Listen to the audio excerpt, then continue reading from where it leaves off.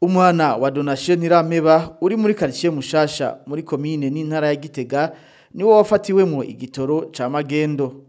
Ico gitoro kikaba cafashwe n'umushikiranganje mu vyajejwe harimo amasoko ntanganguvu ari kumwe n'umuyobozi mukuru w'ishirahamwe rya leta rijejwe ivy'ibitoro buramatari w'intara ya Gitega, inzego z'ubutungane hamwe n'iz'umutekano. Ibrahim Uwizeye yamenyesheje ko bamaze kuronka inkuru zivuga yuko muri iyo quartier hadandarizwa ibitoro vya magendo, baciye bahanyarukira kugira barabe ko amakuru bahawe ari ay'ukuri, bakaba rero basanze ari ukuri. Aho ibitoro bidandazwa ku mugaragaro, tukaba twariboneye amamoto yari yishikiye kuri uwo muhana kunywesha. Amenyesha ko hagiye gufatwa ingingo ruhasha kugira basezerere iyo ngendo mbi isubiza inyuma ubutunzi bw'igihugu.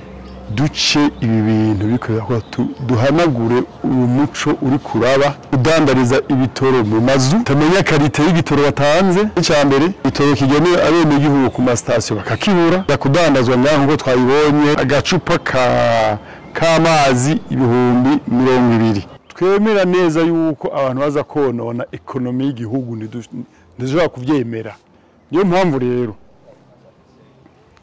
tugiye kwiga intumbero yo guhagashimwe umuntu adutoreye abonye neza ahantu hari ibikorwa nk'ibi bigayitse akatubwira inzego, hanyuma inzego zikazaziza zigafata ibi bintu.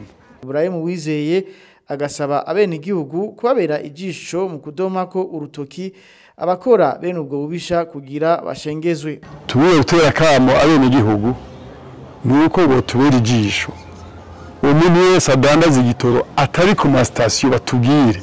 Telefone zacu twarazitanze, begere buramatari mu ntara bamubwire, begere indongozi mu ntara bita ahantu hari ibintu bitagenda neza.